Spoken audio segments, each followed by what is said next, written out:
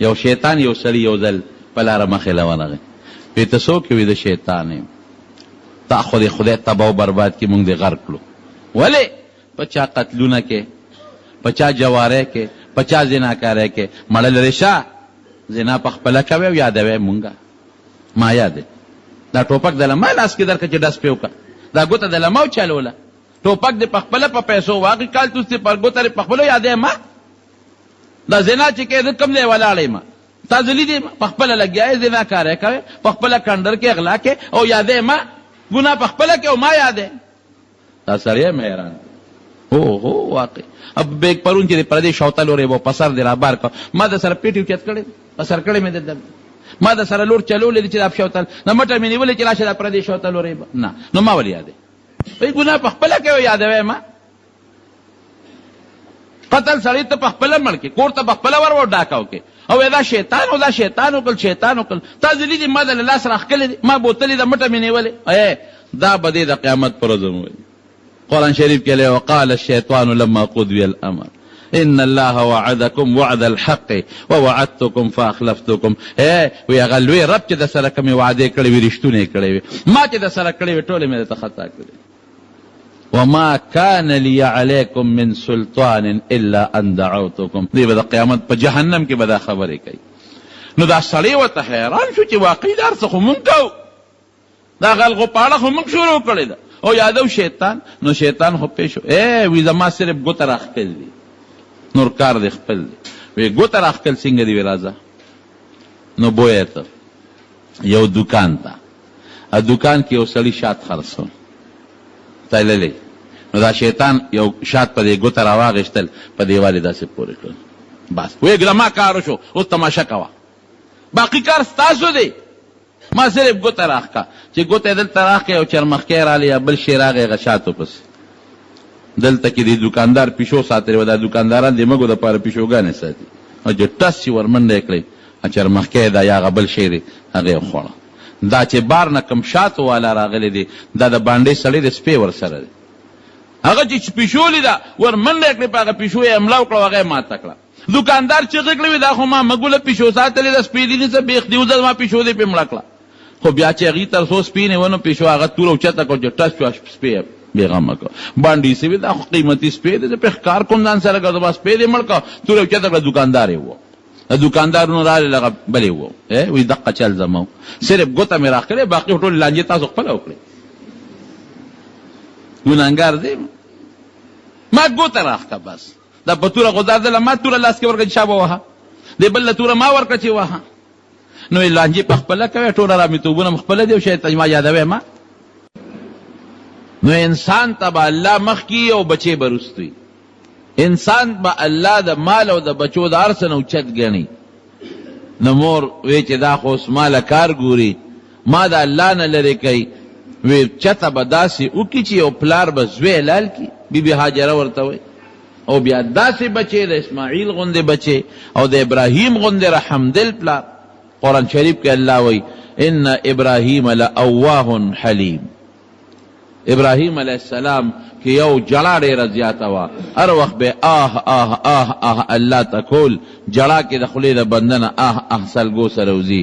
او حلیم ډېر زیات صابر صبرناک پیغمبر او هوښیار ته م وایي، هوښیار هم دی او صابر هم دی. نو د ابراهیم غوندې علیه السلام غوندې پلار چې ډېر صبرناک دی او د ابراهیم غوندې پلار چې ډېر هوښیار دی قابل دی، اب څنګه خپل بچې ذبح کړي. او د اسماعیل غوندې بچې. نو شیطان دلته کې یو چال چلی خو ناکام کېږي پکې. وی هغه وایي چې ما ته الله ویلی دی. ٹھیک ده چې بچې ذبح کول ګران کار دی، خو هغه الله بانه کوي چې دا ما ته الله ویلی دی. نو بیبي هاجره فورا ورته وایي چې الله ورته ویلی دی نو زما دا زوی دی قرباني کیس پروا نشته. ناکام شو، سازش ناکام شو. چې دلته ناکام شو هلته یې منډه کړې. هلته کې حضرت ابراهیم علیه السلام له مخې له ورغې وې څه کې د یو بوډا سړي په شکل ورغې. د شیطان دا یو اندازه ده چې دله خدای داسې وجود ورکړی دی چې دی په مختلفو شکلونو بدلیدی شي. د یو بوډا سړي د یو تجربه کار سړي په شکل کې ورغې او ابراهیم علیه السلام ته ځان یې جړغونې کو، داسې شکل یې بدل کو. وی چېرته روانې څه کې؟ وی ستا ما سره څه غرض دی؟ وی زه خبر شویم چې دا زوی د الله په نوم ذبحه کوي او ورته غلی شوې. داسې څوک کوي؟ څونه په الله دله بچی درکړی دی او څومره په دعاګانو یې دله درکړی دی، او دا ماشوم بل بچی دی نشته، دغه یو بچی دی او مور یې دا ولې زیاتې کوي؟ پرېږدې چې الله عبادت به کوي، لوی به شي، ستا شان پیغمبر به ترې جوړ شي. ګوره هغه تړه کې رکاوه، خوب دې لیدلی دی، اوس خوب هم څه خبره چې ته په خوب باندې عمل کوې. بس ابراهیم علیه السلام خو پوه شو، خو پیغمبر و چې دا خو شیطان دی، لرې شه، خدای دې رسوا کا، ما ته د الله حکم دی، زما د الله نه زما بچی قربان، هېڅ پروا نشته. الله ما ته حکم وکړو نو بچی خو ما له الله را کړی دی، چې الله را که الله واغېش خبره خلاصه شوه. ان لله ما اخذ وله ما اعطى، ورکولم الله کوي او اخېستلم الله کوي. دې کې څه دي؟ او بیا چې د ډېر ټینګار کو نو ابراهیم علیه السلام یو څو کاڼي را واغېستل، دی یې پې وویشتو چې وویشت دی غیب شو، په دا ځمکه ننوت. هغه ځای چې کوم د ابراهیم علیه السلام دا شیطان ویشتلی دی، اوس هغه ځای کې د کاڼي یو دیوال دی، مخکې یو سلې و برجې وه، اوس یو لوی دیوال دی. او د ابراهیم علیه السلام هغه طریقه د نبی علیه السلام امت پوره کوي کوم چې هغه کړې وه، د اختر په ورځ باندې ځي او دغه شیطان وړي. زمونږ دا خلک ورته غټ شیطان وایي، دا غټ شیطان نه دی، برجې ده، جمره ورته وایي د کاڼي یو، دیوال ورته وایي د کاڼي یو، سلې ورته وایي، بس هغه ولي. داسې نه ده چې شیطان ولاړ دی. بعضې خلک اوس هم وایي شیطان مې وویشته، هغې وایي ګنې دا شیطان دلته له ګټې په شکل دی، او څوک وایي شیطان یې ورسره تړلی وي او تا هغه ولي. نه داسې نه ده، بس دا خو یو بیبي هاجرې د صفا او مروه منځ کې منډه والې ورته د هغه په طریقه منډه وې. او دغه ابراهیم علیه السلام دا کاڼي ویشتي و، شیطان یې ویشتی و، نو ته د ابراهیم علیه السلام هغه ادا کې حضور پاک هم هغسې وکړتیم کې د ما د نیکه طریقه ده، والله پې خوشحاله شوی دی. نو زه عبادت خو دې ته وایي چې هغه کار وکړي چې الله پې خوشحاله شي. نو د پیغمبر په نقشه کار کولو باندې الله خوشحالېږي. بس ابراهیم علیه السلام یو نقشه ده او د هغې نه پس د حضور پاک نقشه ده، او مونږ یې هغسې کوو. ډېر خلک داسې هم وي، ما لیدلی دي په خپله څپلۍ وباسي او کیاړی وباسي او ورشغالي کې ستا په مور وایي، هغه داسې کنځل ورسره پیل وکړي، کنځل وکړي. او ډېر پکې داسې وي چې ځان سره چوکه موړي. اوس خو خیر چوکې نه پرېږدي، خو پخوا به داسې هم وه، ورېږه ستا هغه ښځه او ستا هغه مور کنځل وکړي. ما یې ګوره تا له هغه له ډب نه دی ورکړی چې مخکې دوزخ ته ورسول. شیطان ته ګوره ځان ته پې کنځل کوي چې خیر دی ما ته کنځل وکړه، خو چې د خدای نه لرې شي. ما له غزار راکه، ما ته کنځل وکړه، زما مور وکنځه، زما ښځه وکنځه، خو هېڅ پروا نشته. چا نه به لرې کېږي؟ الله نه به لرې کېږي، د پیغمبر د سنتو نه به لرې کېږي. او دغه مبارکه ورځ چې د دعا ورځ ده، په دې ورځ د نه خیرې د خولې نه وباسم، کنځل دله د خولې نه وباسم چې د عمل دې برباد کړم. دومره پوره چیز دی ده. ما له ډب راکه، پروا نشته، ما ته کنځل وکړه، خو چې خدای نه خو دې لرې کم که نه پرېږدم دی نه. دا د چالونه او سکیمونه سازشونه دي. نو دا ګورې په کاڼو ویشتل یا په چوکه وهل یا په سپلی ویشتل او یا مثلا په کیړی ویشتل، دا د سنتو خلاف ګناه ده. ګوره مونږ به الله خوشحالو د پیغمبر په طریقه، دا یاد وساتئ رونو، د پیغمبر مبارک په طریقه چې روان شي نو الله به خوشحاله کړي. او که ته د پیغمبر په طریقه نه دی خپلې طریقې اختیار نو که ته ډېر وایې چې د په الله خوشحالوم نو بځای د الله د خوشحالولو خفه به یې کړي. داسې ده که نه؟ خپله طریقه به د ځانه نه جوړه، که خپله طریقه دې جوړه کړه او دې ته شریعت وایي او دین دې وایي، دې ته بدعت وایي، دا سخت جرم دی، ګناه ده. نبی کریم صلی الله علیه وسلم فرمایي چې د خطرناکه ګناه او ډېره د ګمراهۍ سي هغې ته بدعت ویلی کېږي. بدعت څه ته ویلی کېږي؟ من احدث فی امرنا هذا ما لیس منه فهو رد. نبی علیہ السلام فرمایي چې زما په دین کې چا یو نوی کار جوړ کړه د خپله ځانه او دا وایي چې دا د شریعت شی دی، دا د پیغمبر نه ثابت دی، دا د خدای نه ثابت دی، او د پیغمبر او د خدای نه ثابت نی، او تا د ځان یو شی جوړ کو، اگر چې د ثواب په نیت یې کې، د ثواب په نیت یې کې، دې ته بدعت وایي. کل بدعت ضلاله، هر بدعت گمراهی ده. وکل ضلالت فی النار، او هره گمراهی د هغې ځای اور دی. زه به مثال درکړم. د ماښام څو رکعاته دي ما ته ووایه؟ 3. اوس که یو سړی و یاره یو به پې زیات کړو، څه لنډې بونډې مونځ کوو، 2.5 شو، 3 رکعاته شو، نو دا یو شفعه دی پوره شو، دا نیمه دی، یو دی نیمه شو، 1.5 شفعه شوه، دا 3 څه لکه 4 به کړو که نه، الله به خو خوشحاله کړو. نو تاسو وایه ثواب په ځای ګناه به وشي که ثواب به میلو شي؟ ولې د پیغمبر خلاف وشي. بس لویه خبره د الله او د رسول تابعداري ده. که ته دا کاڼې ولې په دا دیوال باندې، نو څه چلو شو؟ شیطان خو پې نه لګي، څه شو؟ کړاو دیو شو. لیکن لویه خبره د پیغمبر تابعداري ده. عبادت هغې ته وایي، شریعت هغې ته وایي چې هغې کې د پیغمبر تابعداري وي، هغې کې د الله تابعداري وي. او که ته د نیکۍ په نیت داسې کار وکړې چې هغې کې د الله او د رسول تابعداري نه، دې ته بدعت ویلې کېږي. دا غټه ګمراهي ده. بدعتي د خدای په نزد لوی ګمراه دی. بدعت د سنتو مقابل دی. د سنتو مقابل کار به نه کې. شریعت هغې ته وایي، دین هغې ته وایي. دا هم ګورې شیطان درته وایي جی دا کار وکړه که نه شابه. او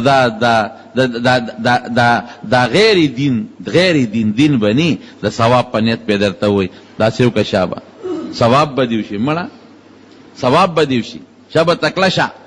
نو ته به وایې چې خدای پاکه دا زیارت دی که نه، او دا شمې ولې یو څه مړه ثواب به دې وشي. نیک سړی قبر بیا ډولی شي، ښکلی به شي د نیک سړي قبر ډولې که دا مالګه یو څه په دا زیارت کې کېده که نه، رحمتونه پې ورېږي، نو ته به وخورې د رحمت مالګه به وخورې. ګوره شیطان درته زړه کې دا درچي دا نیک سړی دی که نه، نو ورشه دا غلا پې راواله، په دې خو بلا رحمتونه ورېږي، او په دې مخ یې مه مږه او په دا سر یې مه مږه. دا شیطان درته خوښوي په دې دغه کې، دا شیطان جټکې درکوي. که ته وایې یاره که داسې دا مړه په دې قبر د خدای رحمتونه نه ورېږي، په دې مالګه مو ورېد او په دې غلاف مو ورېد او په دې کاڼو مو ورېد، دا به ځان پورې مه کم که نه. نه، دا نه پیغمبر کړي دي. د پیغمبر مبارک نه لوی شخصیت بل څوک نه دی شوی. صحابو د هغه قبر سره داسې نه ده کړی. او د صحابو نه لوی مخلوق په مخ د ځمکه د پیغمبر نه پس بل څوک نه دی تیر شوی. تابعینو د هغې قبرونو سره دا چل نه دی کړی. او نبی کریم صلی الله علیه وسلم ته منع کړی چې په قبرونو به ډیوې نه بلوي. دا منع دی، ډیوې به نه بلوي. او قبرونه به نبی علیه السلام د قبر د پوخوالي نه او د چونه کولو نه منع کړی دی. نو چې ما ته پیغمبر وي مې کوه، او زه یم نه مړه برکتونه پې نازلېږي، نو زه به خپل سوچ ته ګورم، د شیطان د وسوسې ته به ګورم که د پیغمبر تابعداري به کوم وایو. تابعداري پیغمبر تابعدارۍ کې ګټه ده، بل څه کې نشته. درته چل نن سبا داسې خلک بعضې راوتلي د پیرۍ دعوې کړي، د پیرۍ خلک د دنیا ولې بربند ناستي، بربند جامې مکمل ایستې وي، نه کمیس ته او نه پرتوش ته. ننګا صاحب، ننګا سرکار، نوم یې ننګا سرکار دی، بربند بابا. ننګا سرکار معنا پښتو کې څه دي؟ بربند پیر، بربند بابا. دنیا والا روانه ده. څوک ځي څوک له پچا چاله پچا ډب ورکوي او چاله پملا ډب ورکوي، او خلک وایي جي خدای ته رسېدلی دی. هلکه ولې خدای ته ورسېده؟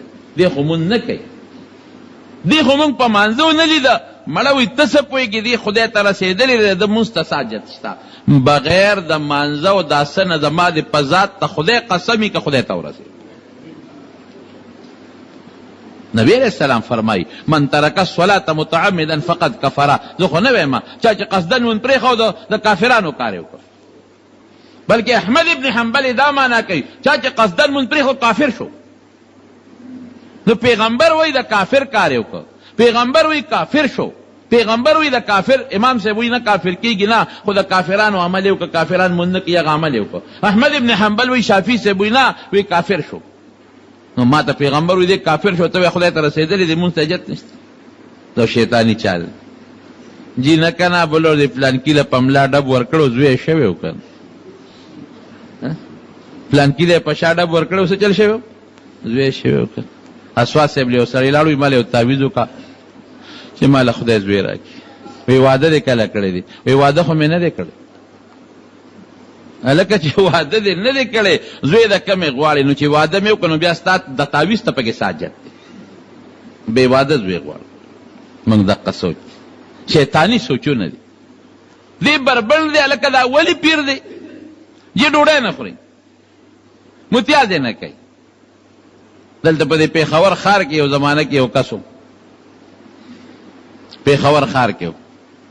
زه په خپله ماته چا وي چې ډېر نیک سړی دی، ډېر لوی بزرګ سړی دی، بزرګ پیران الحمدلله نیکان شته. هغه دي چې هغوی د الله عبادت کوي، هغه دي چې هغوی چلې وباسي، هغه دي چې هغوی تا ته ذکر ښایي، هغه دي چې تا ته درود شریف ښایي، هغه دي چې ستا اصلاح وکړي. هغه خلق دی نیکان اولیاء چې دې ته ته وګورې او تا ته خدای را یاد شي، چې ته ورته وګورې تا ته څوک یاد شي؟ الله یاد شي. ته ورله ځې ښکلې ږیره دې پرېښوده، تسبیح دې لاس کې وه، ذکر دې شروع کړه، پیغمبر سره مینه دې پیدا شوه او د نیکۍ لارې درته ښیي. داسې اولیاء شکر الحمدلله ډېر دي. نو په بربنډو پیسې لپاره ګرځي. نو ما ته چاوې په دې پېښور ښار کې دی او پاوا ګرځي او چاوې پلان کې. زه سکول کې مې لا سبق وي او چاوې په اوبو د پاسه مې ولید. مې ته راشه ملاقات له به لاړ شو. د یک سړی به انسان دی چې ورغلم نو چرسیان ترې راته ودي.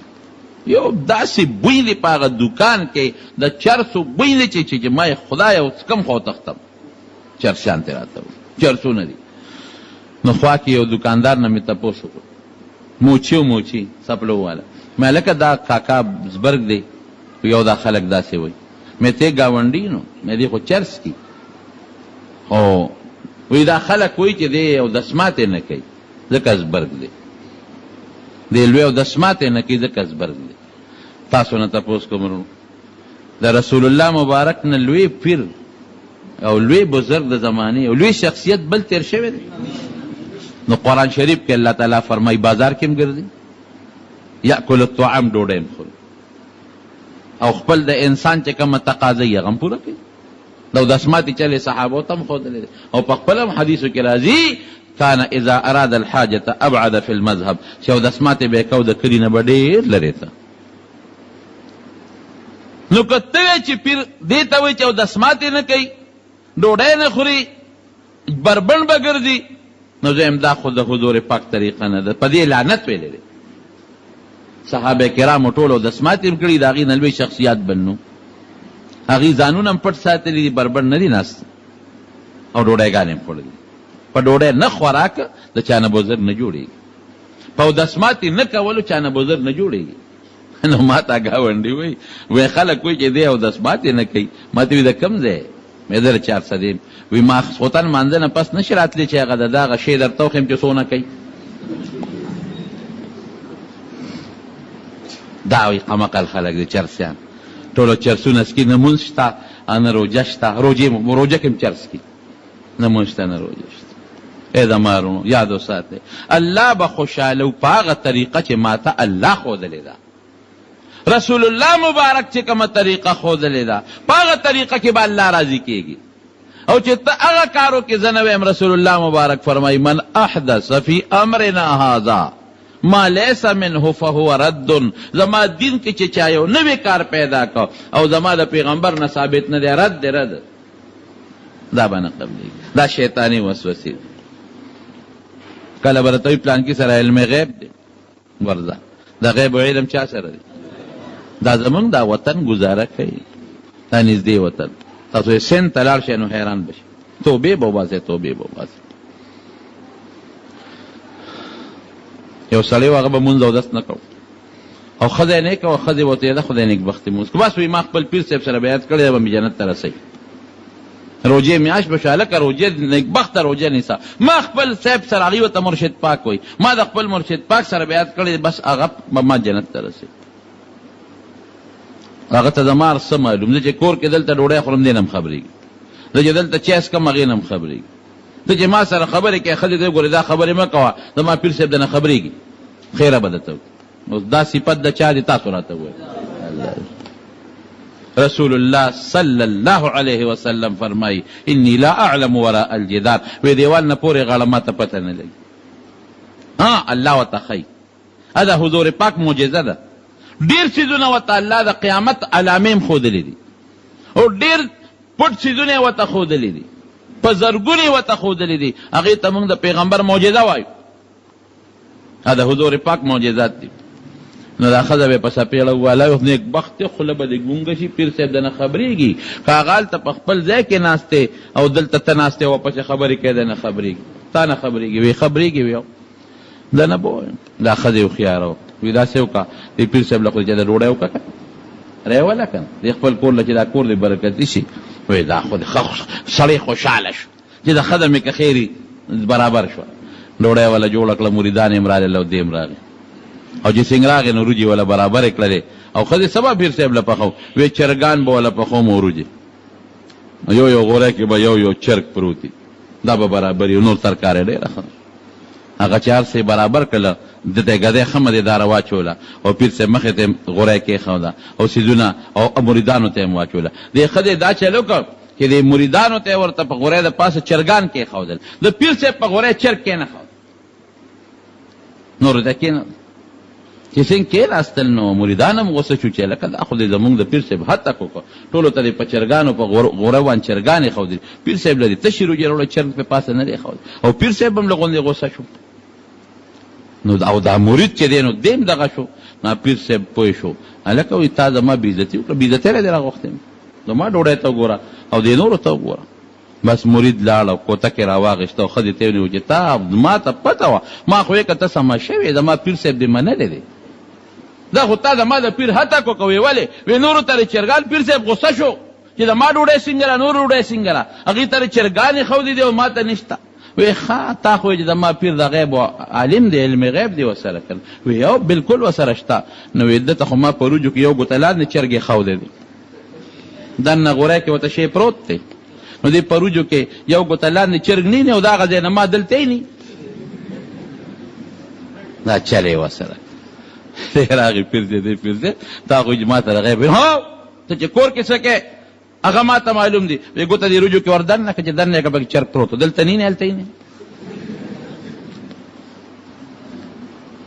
دا غیب علم چا سره دی قل لا يعلم الغيب الا هو قرآن وی زنوی قل لا يعلم حسر دی حسر معنی څه ده د غیب و علم نشته مگر الله سره دی بل چا سره نشته بعض یو پیغمبر دی هغه ته خدای د مستقبل خبرې وښیي معجزه ده یو نیک سړی دی هغه ته خدای د سبا یو کار وښیي یو بزرګ دی یو نیک دی عالم دی هغې ته کرامت وایي هغې ته کشف وایي پیغمبر ته کېږي معجزه ده نیک سړي ته کېږي څه ورته وایي کشف کرامت ورته وایي خو دا نیک به څوک دا به هغه څوک چې د پیغمبر په نقش قدم روان دی پس پیغمبر په سنتو روان دی زما د قسم په ذات تعالی دین هغه دی چې ما ته پیغمبر ښودلی دی د پیغمبر په نقش قدم د قدم کېښود بس دا ستا دین دی دا سنت دی او که د پیغمبر د نقش قدم نه دی قدم بل طرف ته واړو دا دین نه دی بېدیني ده داسې ده که نه ده اوس مثلا ما ته به د کروندې چل خو زمیندار ښي زه څه پوهېږم دین به تا ته رسول الله ښي اطیعوا الله و اطیعوا الرسول د الله او د الله د رسول تابعداري وکړئ او که موږ د علماو پسې روان یو نو دا عالم که د امام صاحب پسې روان یو د امام صاحب که د بزرګ صاحب پسې روان یو دا بزرګ صاحب ما ته د پیغمبر طریقه رانیولې ده بلکل چې د پیغمبر خبره درته وکړم منه یو امام صاحب درته پیغمبر خبره وکړي منه یو پیر صاحب یو نیک سړی صالح د پیغمبر خبره درته وکړي بلکل منه دا واسطه شوه ستا او د پیغمبر په منځ کې ښه اصل خبره د چا ده د پیغمبر او د ځانه خبرې به نه دا شیطاني وسوسې دي شیطان درته وسوسې اچي شا به دا چل وکړه شا به دا چل وکړه شا به دا چل وکړه دا مړی شو او شا به ځې به او پر محرم کې به د په قبر باندې مسور اچې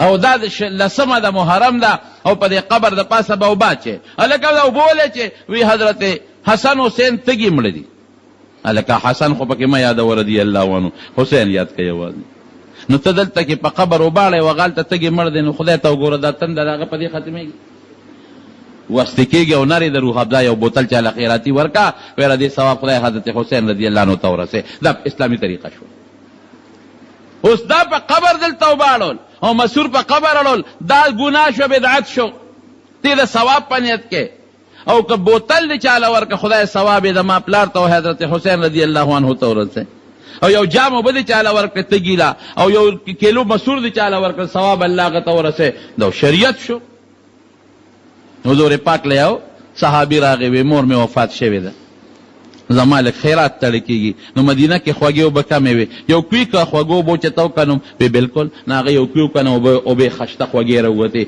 وی هذه لام سعد وی دا د فلان کې د مور شوې نو ثواب مړی پسې رسول څه ګناه خبره نه ده دا ثابت څیزونه خو که ته تختې باندې مړی ولمبې او د تختې حلوا پخې دا په شریعت کې نشته ماشومان هم نه خوري قسم دی وړو لا غالو کې بنتې دی وایي دا له تختې حلوا ده ښځه یو قصه نغره جوړه کړې ده او مې اورېدلي دي چې اوس وي بعضې مړي چې په کومه کوټه کې ولمبوي نو څلوېښت ورځې هغې کې شمع بلی وایي د مړي دا روح دلته راځي دا ځانه قصې پسې دي دا شیطاني وسوسې دي زمونږ په دې علاقه هندوان تېر شوي دي په دې علاقه هندوان تېر شوي دي دغه هندوان هغه رسومات دلته پراته دي نو مونږ ته دا شیطان هغه څیزونه نیغ نیغ کوي ورونو یاد وساتئ بیا درته ویم بیا درته ویم دین او شریعت هغه دی چې ما له ښکلي پیغمبر راوړی دی او د هغه په سنتو لاړ شم به دا شریعت او دین دی او چې د ښکلي پیغمبر د شریعت نه بل خوا قدم ایږدم دا به دین نه بې دیني الله دې هغه زموږ نصیب نو خبره رانه لرې لاړه خو دې پورې مې کوله چې هلته هغه شیطان خلک سپلی راوالي ای ستا وي هغه مور ای ستا هغه خور ای ستا هغه ښځه نو په شیطان په هغه هلکه تا لا غزار نه دی کړی او هغه له د خولې نه در نه ګناه در باندې وکړله نو بیا راغی داسې اسماعیل علیه السلام حضرت اسماعیل علیه السلام ته وایي چېرته روان شوې وی بابا مې وایي چې قرباني کوي تا لالی وی چې د پلار به زوی لال کی وی هغه وی چې ما ته خدای ویلی دي وی چې ویلی دي فبها هیڅ خبره نشته حلال مې دی نو هغه ته بیا جړغونی شو سترګو کې اوښکې راوستې چې دی به خفه شي اوس به تختي ګوره چال چلی نو هغه م یو څو کاڼي راواخېستل غزار یې پرې 3 ځله دا عمل شوی دی 3 برجې دي مخکې برجې او 3 والونه دي هغه دا الله ته خوښه ده نبي علیه السلام کړې دا اوس په مونږ به کوو نو دا مې د شیطان چال درته ښوم دا چال دی چې دی کوشش کوي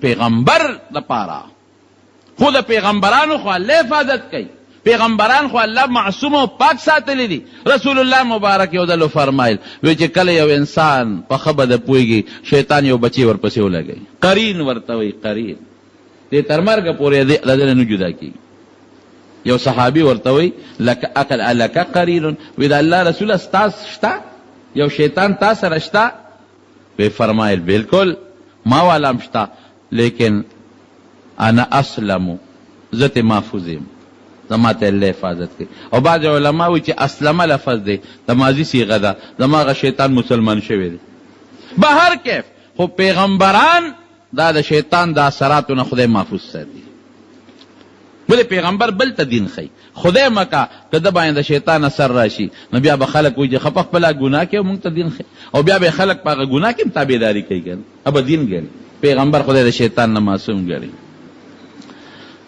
تاره د چال دی د سکیم دی مونږ یو خبره ډېره کوو مونږ وایو چې یو سړی یو ګناه وکړي مړه دا شیطان را باندې وکړه